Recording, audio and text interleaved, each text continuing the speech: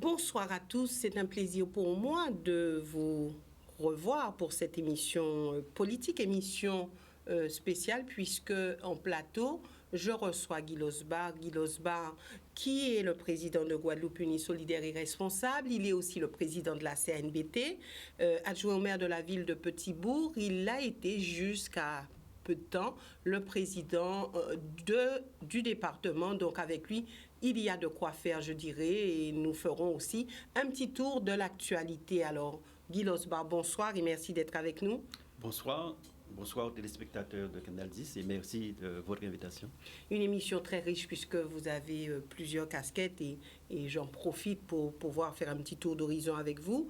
Mais tout d'abord, quelques questions d'actualité. Géré Franco, est-ce qu'on peut dire aujourd'hui que vous êtes la cible des anti-vax? En fait, j'ai eu l'occasion, dès ma prise de fonction en tant que président du département, de visiter le CHU et puis le contact avec les soignants, les médecins m'ont bien expliqué quelle était la situation et ce que nous allons avoir encourir. Et très rapidement, cela s'est révélé vrai. Donc c'est pour ces raisons que j'avais l'occasion de préciser cette nécessité de se faire vacciner, puisqu'on connaît quelle est la situation. Je ne vais pas reprendre toutes les explications ou argumentations au niveau médical, mais surtout, j'ai mis en place un comité de pilotage avec les pharmaciens, avec les soignants, avec l'ensemble des infirmières et le CHU, ARS, en fait, tous les acteurs concernés, de manière à ce que nous puissions voir comment réagir. Et on s'est très vite rendu compte qu'il fallait une stratégie plus de proximité en termes de communication. Donc c'est pour ces raisons que moi-même, en tant que président du département à l'époque, j'ai pu faire ces différentes vidéos pour expliquer à la population, et d'autres élus également ont emboîté le pas, mais aussi une communication, des actions de proximité. Et c'est raison qu'on a mis les centres de vaccination éphémères au niveau donc, du département sur plusieurs sites, le Vaccibus au niveau de la région, et en voyant avec l'ARS comment on pouvait faire en sorte que la population puisse avoir accès plus facilement au vaccin. Alors, avoir accès au vaccin. Aujourd'hui, lorsque vous regardez tout ce qui se passe, tous ces remous autour de la vaccination, alors maintenant, c'est l'obligation vaccinale qui a pris le dessus. Lorsque vous voyez tout ça, en tant qu'élu guadeloupéen, qu'est-ce que ça suscite chez vous? Quelle est votre analyse? En fait, moi, j'ai toujours dit qu'il s'agit d'une responsabilité. Lorsqu'on est en fonction, on doit prendre ses responsabilités, quelles que soient les conséquences ou les interprétations. Mais ce qui est important, c'est qu'on puisse faire les choses en âme et conscience. Donc, moi, j'ai expliqué que j'étais vacciné et qu'il était nécessaire qu'on puisse aller dans ce sens. Ma très grande satisfaction, c'est qu'après, on a vu beaucoup d'autres leaders, soit politiques ou nationalistes, ont pu expliquer que cela faisait des mois qu'ils étaient vaccinés. On s'est rendu compte qu'il y avait aussi donc, des leaders syndicaux qui étaient vaccinés, et sans pour autant que la population le sache. Effectivement, ça a créé un étonnement, ça a créé de surprises, ça a créé beaucoup d'interprétations. Mais ce qui ne pouvait que montrer qu'il est nécessaire que nous ayons ce langage donc, de vérité et de responsabilité. Après, il appartient à chacun de prendre sa décision. On s'est rendu compte aussi que dans les hôpitaux ou même chez les particuliers, quels étaient les dégâts. Et aujourd'hui, au-delà donc de l'aspect sanitaire, il y a tout ce drame social, ce drame psychologique, ce drame familial, puisqu'on sait que dans des familles, il y a eu 2, il y a eu 3, 4 morts. On sait dans des familles que les 2 parents ont disparu. On sait que dans les familles, qu'il y avait des discussions entre ceux qui voulaient être vaccinés, qui ne voulaient pas être vaccinés, quand il y a des décès ou des contaminations, quels sont les problèmes que cela pouvait créer. Et c'est pour ces raisons qu'à l'époque, on a mis en place au niveau donc, du département des cellules psychologiques pour pouvoir accompagner les familles et pour pouvoir mieux intervenir après crise, puisque aujourd'hui, nous sommes encore dans cette crise, même s'il y a une amélioration, mais il faut être conscient qu'il y aura l'après-crise sur un plan social, sur un plan économique, avec d'autres conséquences. Donc, il s'agit pour nous de pouvoir anticiper cela, et d'où le comité de pilotage qui intervient chaque lundi de manière à corriger les actions indépendamment des décisions prises par la préfecture ou encore par l'ARS. Alors, est-ce qu'il y a de la place? Est-ce qu'il y a une écoute pour les projets? Est-ce que vous, élus, avez la possibilité de parler projet ou est-ce que, bon, tout est noyé dans cette situation sanitaire et surtout vaccination ou pas, passe sanitaire ou pas? Alors, comment vous, élus, vous abordez la situation, vous abordez aussi, puisqu'il va falloir que la Guadeloupe puisse continuer à vivre, à se développer. Alors, comment pensez-vous faire? Non, aujourd'hui, il est vrai qu'il y a une crise, donc il fallait réagir. Il fallait réagir, donc pour ne pas me répéter, on a mis en place un certain nombre de mesures. Et quand on le fait avec les acteurs locaux, avec le syndicat des pharmaciens, avec le syndicat des infirmiers, avec les syndicats des médecins, forcément, vous êtes en adéquation avec la population. Mais cela n'empêche pas qu'indépendamment de crise, les collectivités comme les entreprises doivent pouvoir fonctionner, doivent pouvoir continuer à exister. Nous sommes dans une période où il y a eu des élections et les nouveaux exécutifs sont en train de s'installer. Nous sommes dans une période où il y a des différents plans de relance économique avec des opportunités financières. Et mon rôle, c'est de faire en sorte que tout cela soit activé parce que... Et que les Guadeloupéens s'y intéressent? Que les Guadeloupéens s'y intéressent, mais non pas s'y intéressent, soient acteurs, puisque dès lors que la crise sera terminée, et même pendant cette crise, il faut maintenir l'activité économique. Et on sait comment, depuis 2020, cette activité économique est en difficulté par rapport à cette situation sanitaire. Alors maintenant, je m'oriente vers le président de GESR que vous êtes.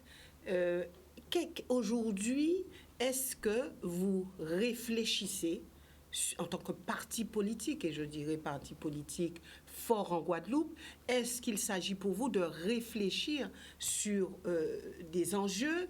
Est-ce qu'il s'agit pour vous d'essayer de colmater les brèches, comme on dit, en tant que parti dans cette situation, on va dire, extrêmement difficile? Comment vous positionnez-vous? En fait, s'il n'y avait pas de réflexion au niveau du parti, nous n'aurons pas de raison d'être.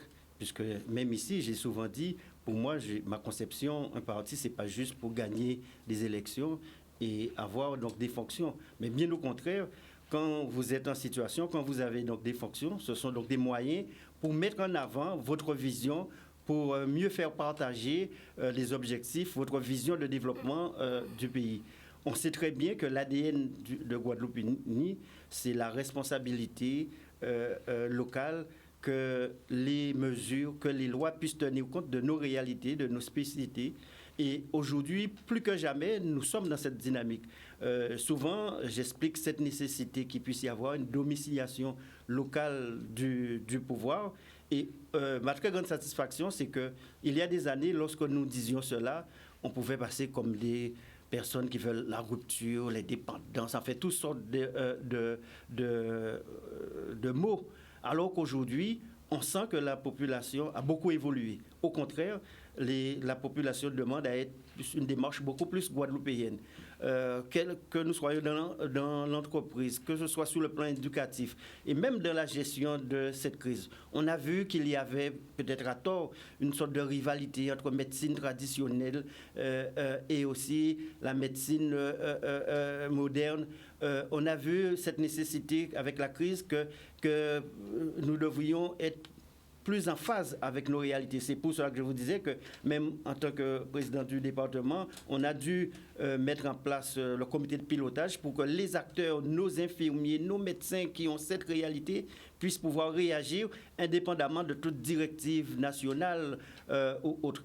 Et puis, est-ce qu'il s'agit aussi pour vous, je reviens tout à l'heure, de remettre au goût du jour ou de lancer le débat sur la déclaration de Basse-Terre? Est-ce qu'il s'agit de reprendre tout ça, le projet guadeloupéen de société, etc. Est-ce qu'il s'agit de reprendre tout ça et d'en faire un espace de débat ou de discussion avec la population? Non, je ne dirais pas qu'il s'agit de reprendre, mais de poursuivre, puisqu'aujourd'hui, indépendamment de l'action politique, des politiques, le débat est... aujourd'hui, il faut pouvoir structurer cela. Il faut pouvoir avancer sans du dogmatisme ou encore d'idéologie. D'autant plus que nous, au niveau de Guadeloupe Unie, dans les principales collectivités, nous sommes en situation de pouvoir. Donc il s'agit dans l'action régionale, dans l'action départementale, dans l'action des EPCI et même des communes, que nous puissions traduire cela concrètement, que nous puissions traduire cela en actes. Je donne des exemples.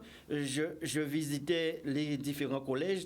Sur le collège de Goudelianoul, il y a une opération sur les plantes médicinales, enfin, etc. Ce que nous allons lancer, et la commission au niveau donc, du département a bien voulu que dans l'ensemble donc, des collèges, qu'il puisse y avoir un espace réservé à cela, et avec, pas seulement pour planter, pour dire voilà, mais qu'il y ait des explications, faire venir les experts dans ce domaine, et de manière à ce que nous puissions s'approprier notre réalité, s'approprier et notre quotidien, et qui détermine notre caractère, notre identité. Ce sont ces initiatives qu'il va falloir poursuivre. Oui, alors pour vous, un parti ne peut pas être statique. Il faut absolument qu'il y ait des espaces d'échange, des espaces de débat sur les sujets qui préoccupent les Guadeloupéens. Tout à fait. Moi, je crois à l'action, je crois au mouvement. Donc, en aucun cas, un parti ne peut être statique, puisque la population évolue. La Guadeloupe, telle qu'il y a 5 ans, 10 ans, n'est pas cette même Guadeloupe aujourd'hui. Et on a vu avec la crise sanitaire comment les choses ont évolué sur le plan numérique et qu'il faut pouvoir adapter. C'est-à-dire, on n'enseigne pas comme on enseignait il y a encore 1 an. On ne consomme pas comme on consommait il y a encore 1 an, 2 ans. Et de même, les activités de loisirs ne sont plus les mêmes. Donc le parti doit s'adapter. Voilà, mais au-delà de s'adapter, puisque si le parti s'adapte, c'est que le parti suit. Donc un parti doit pouvoir, on a une vision, on doit pouvoir anticiper un certain nombre de changements et pouvoir proposer ces changements. Et après, nous sommes en démocratie, c'est la population qui va réagir, c'est la population qui va accepter ou pas ou faire évoluer les choses. Mais ce que je dis, c'est que mon rôle en tant que président de parti, c'est de pouvoir insuffler ce débat, insuffler cette action, faire des propositions. Et ma très grande satisfaction, c'est qu'il y a tout un ensemble de choses que nous disions il y a 10 ans, il y a 15 ans. Aujourd'hui, tout ceci est en train de se concrétiser et qu'il faut encore avancer. Et quand les choses sont mieux comprises, donc c'est beaucoup plus facile de pouvoir structurer, de pouvoir mettre en place un certain nombre d'actions, de pouvoir mettre en place des politiques publiques, et c'est ce qu'il faudrait faire dans les mois, dans les semaines à venir. Il faut que, j'aime dire que... La difficulté quand même, Guy Losbar, c'est qu'aujourd'hui, on est face à une population qui doute de tout, qui ne fait pas confiance, et qui se fie plus à tout ce qui circule sur les réseaux sociaux plutôt qu'à écouter les leaders politiques. Oui, il est vrai que c'est une difficulté, mais en même temps, c'est notre rôle de pouvoir trouver la bonne communication. Et quels que soient les temps, quelles que soient les circonstances, si vous avez un projet, si vous avez une action qui est louable, qui est performante, qui correspond à l'attente, qui correspond au devenir du pays, je reste persuadé qu'il va y avoir une adhésion. Est-ce que l'élu politique doit suivre la population ou est-ce que c'est l'inverse, c'est la population qui doit suivre l'élu? Non, je ne pense pas qu'il faille mettre c'est l'élu qui doit suivre ou la population qui doit suivre. Il faut que les projets de l'élu, il faut qu'il puisse y avoir une vision, mais en même temps qu'il se base sur une réalité. Puisque si vous avez une vision mais qui ne correspond pas à l'attente, aux besoins, à la nécessité du pays, effectivement, il y aura un décalage. Le but, c'est que vous puissiez être en adéquation avec la population et qui permettrait que cette population puisse adhérer plus facilement et que nous soyons dans cette dynamique. Aujourd'hui, il faut surtout, et je le répète régulièrement, que les Guadeloupéens puissent croire en des possibilités de la Guadeloupe, que demain peut être meilleur. Même s'il y a cette crise aujourd'hui, même s'il y a eu beaucoup de décès, se dire que 2022 sera meilleur et encore 2023, puisqu'il y a des perspectives. Mais pour ça, il faut croire en la Guadeloupe, mais il faut que chaque Guadeloupéen puisse croire en lui-même, puisque souvent, on ne croit pas en ses propres possibilités. Donc, on ne peut pas croire en Losbar, on ne peut pas croire en Chalus, on ne peut pas croire en Telmer, on ne peut pas croire aux différents leaders. Or, en fait, quand il y a cette nécessité que nous soyons dans cette démarche, que nous soyons positifs, puisque même s'il y a un environnement qui est négatif, il est nécessaire d'être plus positif. Alors, on peut dire aussi qu'il y a cette tendance plus à se référer aux réseaux sociaux qu'aux élus ou qu'à la parole, je vais dire, étatique. Mais vous savez, effectivement, les réseaux sociaux font beaucoup de dégâts puisque il suffirait qu'il y ait une information, qu'elle soit fausse ou pas. Cela devient comme si c'était une réalité.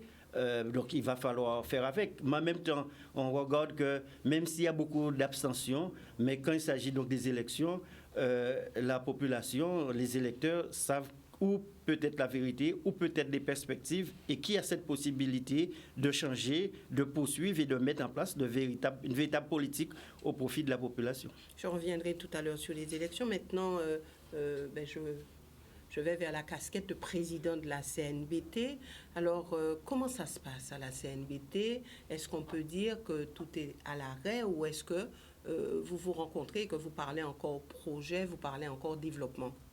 Non, mais je viens de vous dire que je suis quelqu'un qui est pour l'action, qui est pour le mouvement, qui est pour le dynamisme, que les choses puissent bouger. D'ailleurs, j'avais donné comme slogan à Petit-Beau, la ville qui bouge. Donc c'est un principe de fonctionnement. Au niveau de la CNBT, il y avait une situation financière, puisque nous avions un déficit donc, de 5 millions d'euros.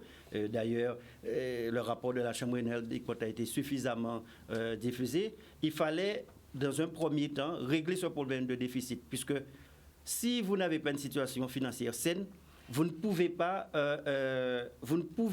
en quelque sorte, développer, vous ne pouvez pas parler de projet. Ma première priorité a été d'assainir la situation.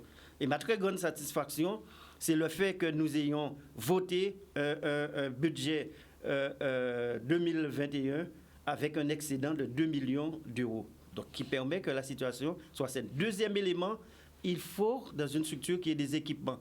Nous avions tout un ensemble d'équipements qui étaient restés figés pendant 6 ans.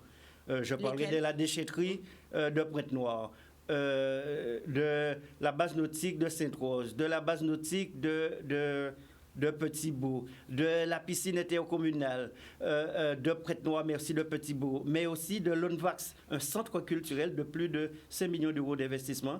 Et mon objectif, c'était très rapidement qu'on puisse faire évoluer ces investissements, ce qui est le cas aujourd'hui.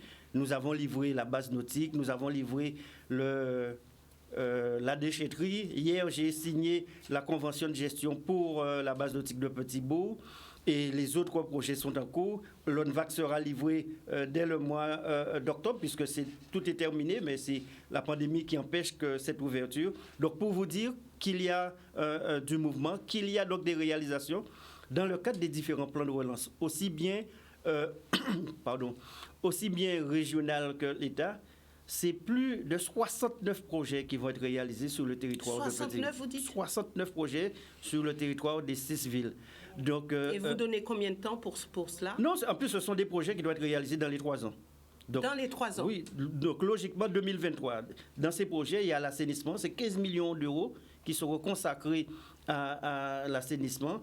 Et ces 15 millions d'euros vont permettre de régler les problèmes d'assainissement sur le Lamentin, sur Sainte-Rose, sur Petit-Beau, voire Goyave, parce que les projets ne peuvent pas avancer dans la mesure que quand il y a des problèmes d'assainissement, il y a beaucoup de projets qui ont été retenus et il était nécessaire que nous puissions intervenir. Donc, et de toute façon, vous êtes en phase, vous, maire élu de la CNBT, on peut dire que vous travaillez en bonne intelligence? Je travaille en bonne intelligence avec l'ensemble des communes. Hier, j'étais à Sainte-Rose concernant le problème de la déchetterie. Avant-hier, nous étions au Lamentin, où avec le premier adjoint, nous sommes intervenus. Il y a une dizaine de jours, on a lancé un chantier sur le Lamentin en termes d'assainissement. Donc, j'étais en présence du maire. Hier encore, avec le maire de Pointe-Noire. Et la semaine prochaine, je serai sur le territoire de Goyave, avec le maire de Goyave, puisque nous avons des zones, des décharges de dépôt, des décharges sauvages qu'on va remplacer par du fleurissement. Et sur Derry, ce sera donc la même chose. Donc, il y a une parfaite cohésion avec l'ensemble des collectivités. D'ailleurs, c'est le principe, c'est ce que j'ai toujours dit. Lorsqu'on est en situation, il faut qu'il y ait une large délégation et que les actions soient profitables à l'ensemble donc, des villes. Oui, alors vous dites, il y a des projets. Est-ce que par rapport à cette situation, cette crise sanitaire et qui va laisser des séquelles, vous avez eu à à revoir les projets, certains projets, à mettre d'autres pour essayer de faire face à cette réalité, ou est-ce que vous êtes resté sur votre feuille de route? Non, il y a un certain nombre de projets qui étaient initiés, donc il fallait terminer dans la mesure que les engagements étaient déjà réalisés. Mais ce qui est surtout important, c'est que le plan de relance donnait donc des opportunités que, en fonction des projets de la CNBT, mais ce que j'ai fait, j'ai adressé un courrier à l'ensemble des maires de manière à ce que s'il y avait donc des projets communaux qui pouvaient être intégrés dans cette dynamique, puisqu'il y avait des opportunités financières, et ce qui a été fait et qui nous permet, au-delà donc des projets de la CNBT, de pouvoir accompagner également donc des projets au niveau donc des communes.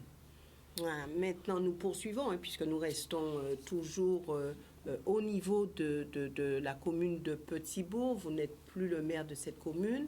Maintenant, c'est M. Nibor qui est le maire. Est-ce que quand même vous êtes à ses côtés? Est-ce qu'on peut dire qu'au niveau de la gestion, c'est vous quand même qui donnez le là?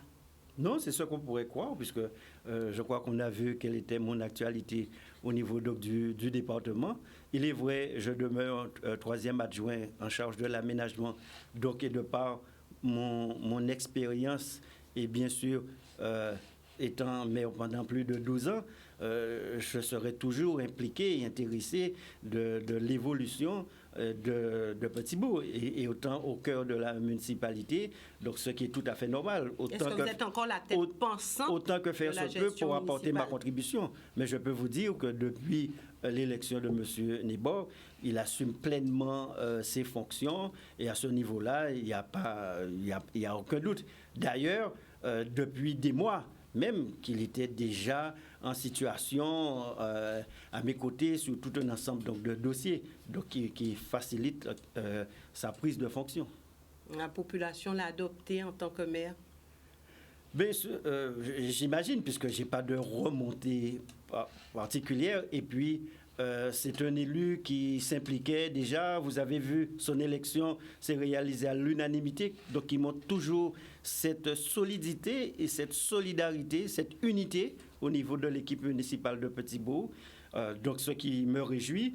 Et c'est pour ces raisons aussi. Je sais que dans mes fonctions, aussi bien au niveau de la CNBT et qu'au niveau donc, du département, j'ai tout leur soutien et je peux vous assurer que c'est une très bonne chose de savoir que vous avez l'entier soutien et la collaboration et la coopération de tous les élus avec lesquels que vous travaillez encore au niveau de la municipalité. Et qu'est-ce qui vous tient à cœur au niveau de la commune de Petit-Bourg? Quelles sont les réalisations qui vous tiennent à cœur? Donc beaucoup de réalisations. Ceux qui ont connu ma mandature savent très bien que ce sont donc les projets d'équipement de doter Petit-Bourg d'infrastructures. Donc c'est une satisfaction quand je vois la zone de Colin, Gaël Monfils. C'est aussi une satisfaction lorsqu'on voit l'aménagement qu'il y a eu de Saint-Jean, le parc urbain de Saint-Jean. C'est ma grande satisfaction, c'est quand je vois l'aménagement aujourd'hui du centre-bourg, puisque la requalification de la ravine aux Heures et qui vont apporter beaucoup de changements. Où se trouve la ravine aux Heures? C'est en plein centre de Petit-Bourg, c'est la ravine qui traverse Petit-Bourg, mais en temps de pluie, mais aussi sur un plan sanitaire qui posait problème. Le but, c'est de mettre tout un ensemble d'activités tout au long donc, de cette ravine. Il va y avoir l'aménagement. Il y a déjà l'aménagement de Sao, mais les choses vont se poursuivre. Avec la région, l'aménagement de la plage de Viard, dans les différents quartiers, il y a tout un ensemble de choses qui vont se mettre en place.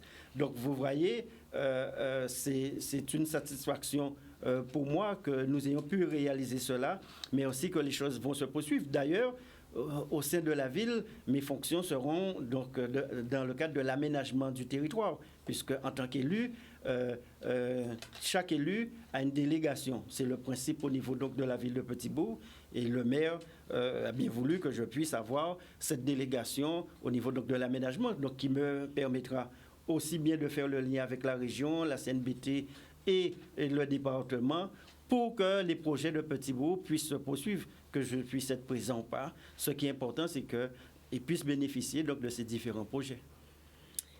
Le département, alors, président du département, vous l'avez été.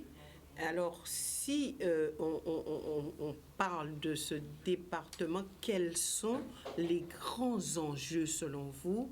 On voit que le social, c'est le département. On connaît la situation de la Guadeloupe. Alors, vraiment, les grands enjeux aujourd'hui, selon vous? Non, effectivement, lorsque nous avons été élus à l'installation de la nouvelle équipe, lors de mon discours, j'ai eu l'occasion d'expliquer quels étaient donc les enjeux.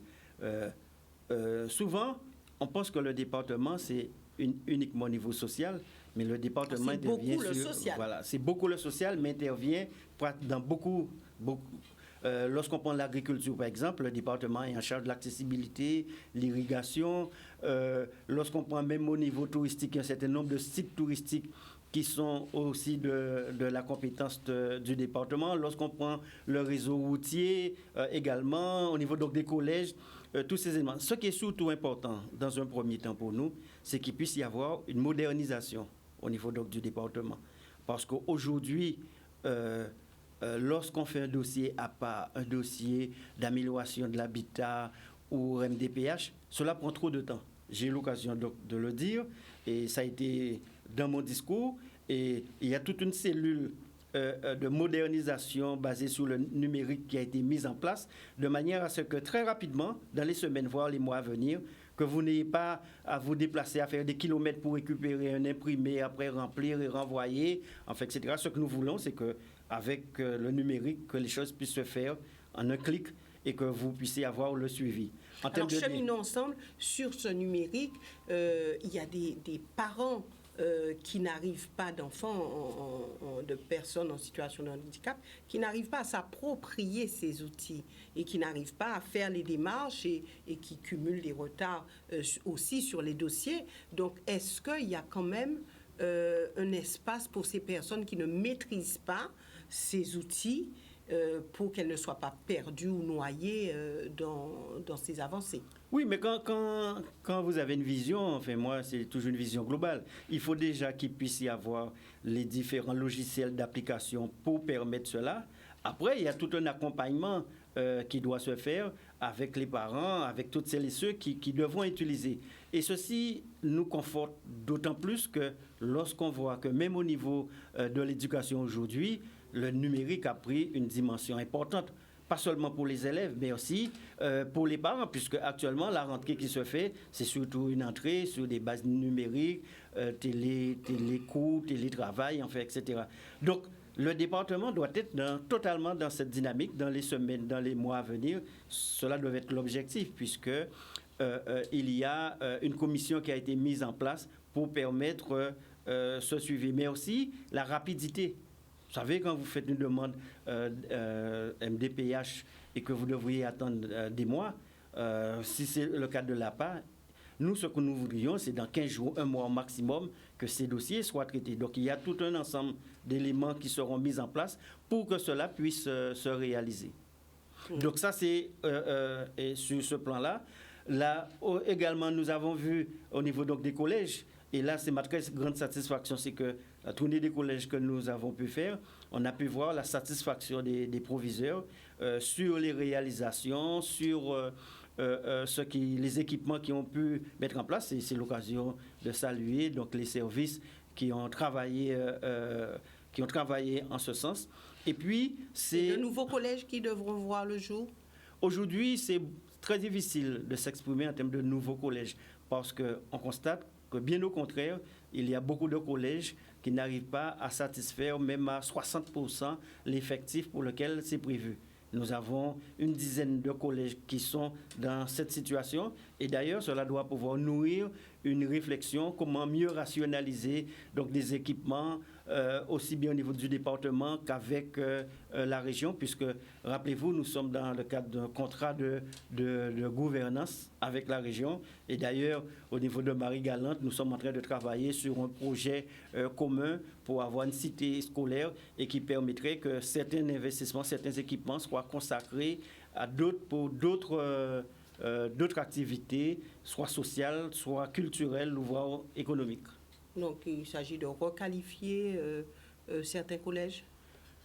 il y a une réflexion globale qui est posée. Donc, je donnais l'exemple de Marie-Galante. Je pourrais également donner l'exemple sur peut-être Pointe-à-Pitre. Mais en tout cas, il va falloir que ces équipements conséquents soient, même si c'est le cas qui est retenu, qui est notre destination, mais qui soient profitables pour le développement et pour les infrastructures du pays. Donc, les collèges, maintenant, les personnes âgées. On a beaucoup parlé des personnes âgées de la mandature de l'ancienne présidente.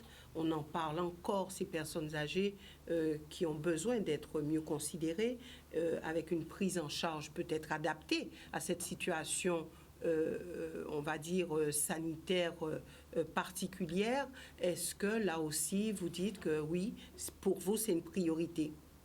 Oui, enfin, qui est une à l'heure où on dit que les personnes âgées... Non, qui est une compétence du département, comme on le sait. Mais là aussi, on doit pouvoir réfléchir en fonction de notre culture, de notre identité et de la réalité donc, du pays. Il ne s'agira pas forcément de déloger des personnes qui sont dans un environnement, qui sont dans un quartier. Nous allons pouvoir travailler en ce sens et voir quels sont les nouveaux instruments, les dispositifs que nous pourrons mettre en place de manière à ce que les personnes puissent bénéficier de toutes les conditions sanitaires, toutes les conditions médicales, mais en même temps, autant que faire se peut, garder un environnement social et familial. Oui, parce qu'on a tendance à penser que bien prendre en charge les personnes âgées, c'est mettre plus de moyens financiers. Non, pas forcément plus de moyens financiers, mais mieux adapter les conditions de vie avec notre environnement, je disais, familial, social et culturel. Lorsque vous entendez dans le discours, notamment actuel, que les personnes âgées sont délaissées pour compte, partagez-vous cette idée? Non, je pense qu'il y a une évolution du rapport dans la famille, mais nous gardons quand même ce qui nous caractérise par rapport à nos aînés, par rapport à nos grands-mères, par rapport à nos parents, même si on sait qu'avec le développement de la dépendance liée à certaines maladies, les choses se compliquent, mais je ne pense pas que nous soyons déjà totalement dans la situation des grandes métropoles ou qu'on retrouve en Occident, même si on peut de temps en temps qu'il y a un certain nombre de cas qu'il faut déplorer.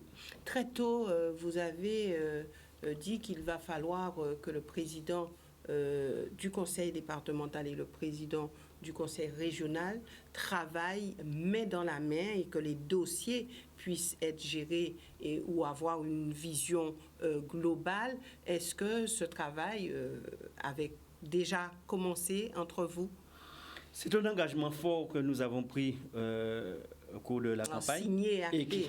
Signé, acté et validé par la population. Puis lorsqu'on voit la majorité que nous avons au département et le score qu'a obtenu la liste régionale conduite par Harry Chalus, donc qui montre bien que la population a adhéré à ce principe.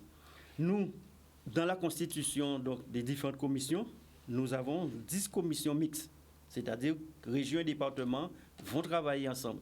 Mais en plus, nous avons déjà mis en place tout un ensemble de réunions bilatérales pour régler un certain nombre de problèmes d'urgence. Ma première décision en tant que président du département a été de préserver l'abattoir du Moule. L'abattoir du Moule, qui connaît quelques difficultés. Et très rapidement, vous voyez, c'est un aspect économique. On s'est dit qu'avec la région, on doit pouvoir travailler ensemble pour organiser la filière viande. Donc nous avons convié les différents syndicats de la filière bovine. Nous avons une réunion à la Chambre d'agriculture, de manière ensemble que nous puissions travailler, mettre des pistes. Et au mois de novembre, il y aura un premier rapport qui sera établi pour déterminer les pistes et voir quels sont les moyens que départements et régions vont mettre en place. La semaine dernière, j'avais encore une réunion avec SICAPAG pour mieux organiser toute cette production, parce qu'aujourd'hui, c'est une coopérative et qu'il faut restructurer, qu'il faut accompagner financièrement et faire en sorte que, avec les collectivités majeures telles que départements et régions, mais avec les communes, que nous puissions mettre en place un certain nombre de dispositifs pour qu'il y ait une consommation locale plus poussée, mais aussi que SECAPAC puisse avoir toutes les garanties. Et au-delà de cette structure, il va y avoir donc des réunions entre les deux commissions pour une réflexion plus globale sur l'agriculture, puisque le département dispose énormément donc de foncier et c'est une compétence régionale, mais en même temps l'irrigation, l'accessibilité, c'est le département. Donc qui montre cette volonté, mais au-delà de cette volonté, concrètement, que nous puissions mettre en action un certain nombre d'objectifs et de stratégies. Alors, est-ce une manière de dire à cette population, les deux collectivités peuvent travailler ensemble sans pour autant être sur un socle d'assemblée unique? Mais vous savez, ce qui est important, c'est que les choses se concrétisent. Ce qui est important, c'est que la population puisse voir l'évolution. Ce qui est important, c'est que les choses puissent avancer. Ce qui est important, c'est que nous soyons beaucoup plus performants en tant que Guadeloupéens. Ce qui est important, c'est que la réalité guadeloupéenne soit prise en compte. Ce qui est important, c'est que les collectivités puissent avoir le maximum de marge de manœuvre et que nous ne soyons pas forcément en train d'entendre un dispositif national, législatif ou autre pour pouvoir agir.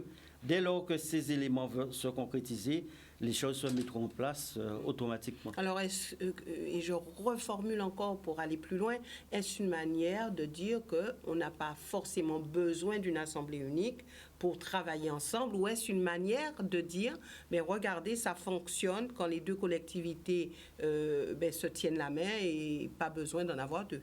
Non, en fait, c'est pour dire qu'il ne faut pas forcément attendre qu'il y ait une collectivité unique pour pouvoir travailler ensemble. Il y a des compétences. Ce qui doit primer, c'est l'intérêt de la Guadeloupe. L'intérêt supérieur de la Guadeloupe est supérieur à l'intérêt du département, à l'intérêt de la région. Et c'est pour cela, j'expliquais il y a un instant, sur deux dossiers où on se met ensemble pour pouvoir travailler. Les choses vont se concrétiser. Et une fois que le Guadeloupéen se rend compte qu'ensemble, on travaille mieux, il y a des avancées, il y a donc des progrès, il y a des choses qui se mettent en place. Cela va redonner confiance dans l'action publique, confiance dans les hommes qui sont en situation, confiance dans le pays et confiance dans l'avenir pour que nous puissions aller plus loin. Sur le dossier de l'eau, est-ce que vous avez l'impression de ne pas pouvoir faire tout ce qu'il faut? Est-ce qu'aujourd'hui, on peut dire que vous n'avez pas réellement la main? Je parle des deux collectivités, région, département. Non, mais il ne s'agit pas non plus que les collectivités puissent avoir la main, puisque il y a les EPCI et les deux collectivités. Donc, c'est 7 collectivités qui sont réunies dans le cadre donc, du bureau pour faire fonctionner. Aujourd'hui, ce qui est important, c'est que l'eau puisse, dans les mois à venir, couler dans tous les robinets, sur tout le territoire de la Guadeloupe, mais aussi que ce soit une eau donc, de qualité, et que les choses puissent se faire régulièrement avec des prix accessibles aux Guadeloupéens. Après, il ne s'agit pas qu'une collectivité soit mise en avant par rapport à l'autre, puisque l'eau, ce n'est pas l'eau ni du département, ni de la région, ni de PCI, c'est l'eau de la Guadeloupe. Alors maintenant, nous reviendrons tout à l'heure un petit peu sur la commune, puisqu'il y aura, pas la commune, mais le canton, il y aura des élections cantonales au mois d'octobre, fin octobre et début novembre. Mais juste avant, 2 mots sur la présidence de la CEMAG. On a vu que vous avez quand même, en tout cas, il y a eu des frustrés sur cela, notamment au niveau des abîmes. Pour la CEMAG? Oui. Non, enfin, ma connaissance, cela s'est passé très tranquillement. Département et région, nous étions d'accord pour que ce soit quelqu'un de la région, puisqu'on veut donner toute sa dimension aménagement au niveau donc, de la CEMAG. Et c'est Betty Armougon qui est présidente. À la limite, s'il pouvait y avoir des frustrés, ce serait peut-être le département qui a toujours géré la CEMAG. Mais à ce niveau-là, non. Enfin, en tout cas, la CEMAG, je ne vois pas quelle frustration qu'il pourrait y avoir. Vous n'avez écarté personne, vous avez fait ce qu'il fallait en tant qu'élu responsable. Ah non, mais elle a été élue à l'unanimité. Donc, non, elle a été élue. Et d'ailleurs, c'est cette volonté que nous avons, le président Chalus et moi-même, de mettre de nouvelles personnes à ces postes de responsabilité. Pour la CEMAG, c'est Betty Armougon. Vous avez vu pour l'eau, c'est Madame Jomy, qui est nouvellement élue et qui va prendre en charge un tel organisme, et on connaît quelles sont les incidences. Pour le SDIS, c'est Henri Angélique, donc également nouvel élu. Pour la scène patrimoniale, c'est Bernard Poncrel, qui vient d'être élu maire de Saint-François. Et pour le CMO, c'est Jean-Louis Francis. Maire et avec sa première vice-présidente, Madame Bozius plutôt, de Saint-François, qui est nouvelle élue, je crois qu'elle est vice-présidente au niveau de la CAR. Donc, il montre bien cette volonté de renouvellement, cette volonté que nous puissions avoir de nouveaux élus qui soient en situation. Il s'agit aussi de positionner des femmes à des postes clés. Tout à fait, de positionner les femmes à des postes clés. C'est pour cela que pour le conseil d'administration du SMO, on a voulu que Mme Bozius soit la première vice-présidente. Je sais que ça a fait quelques remous, oui. Mais nous sommes là avant tout pour que les choses puissent avancer, puisqu'il y a 7 membres du bureau et que nous avons voulu qu'il puisse avoir seulement 3 vice-présidents, mais avec la présence donc, de femmes pour bien montrer cette volonté donc, de parité. Alors maintenant, parlons de ces prochaines élections cantonales. Alors, 3 cantons sont concernés, dont votre canton. Est-ce qu'on peut dire que vous êtes inquiet pour votre réélection? Ce n'est pas dans ma nature d'être inquiet. J'aime agir avec sérénité. On sait très bien qu'il y a eu cette erreur matérielle pour la proclamation donc, des résultats qui a empêché donc, le 2e tour. Il faut rappeler que nous étions en situation très favorable puisque sur Petit-Bourg, nous avions obtenu, je crois, 80% des suffrages et au niveau de l'ensemble du canton, pratiquement 76%. Enfin, j'oublie un peu les chiffres, mais c'est de cet ordre. Et également sur Bémaro, ce sont à peu près les mêmes chiffres. Et qu'il y avait donc des candidats sur les abîmes qui étaient en situation de pouvoir gagner au niveau donc, du 2e tour. Vous savez, une élection, c'est le peuple qui décide. Le peuple vous juge en fonction donc de votre projet, en fonction donc des propositions. Peut-on dire que le peuple avait déjà décidé? Le peuple avait déjà décidé, puisque dans la mesure que sur cette base-là, j'ai été élu. Mais n'empêche qu'il n'y a pas eu de 2e tour, même si les scores étaient très importants et le fait que le résultat a été proclamé sans que les 25% soient atteints, qui explique que le tribunal ait rejeté cette décision. Aujourd'hui, ce qui est important, pendant 2 mois, j'aurai à nouveau à expliquer le projet, à expliquer l'avancée que nous voulons au niveau donc, du département. La population donc, du canton a pu me juger pendant les 2 mois où j'ai été en fonction en tant que président. Mais je pense qu'au-delà de ces 2 mois, c'est une population qui me connaît depuis 2004-2008, qui connaissent les actions que j'ai pu mener au niveau donc, de Petit-Bourg d'une manière générale, mais aussi mon implication sur les différents dossiers de la Guadeloupe, sur les différents dossiers de Petit-Bourg, aujourd'hui sur les différents dossiers du Nord-Bastère, donc qui permet d'avoir une confiance, une sérénité, tout en sachant que c'est le peuple qui décide et que dès lors qu'il y a une élection, rien n'est acquis et il faut convaincre pour obtenir cette adhésion. Mais est-ce que vous resterez sur votre ligne? Est-ce que vous avez décidé de changer, de moduler un petit peu votre discours, de moduler aussi les projets, la vision que vous aviez avancée?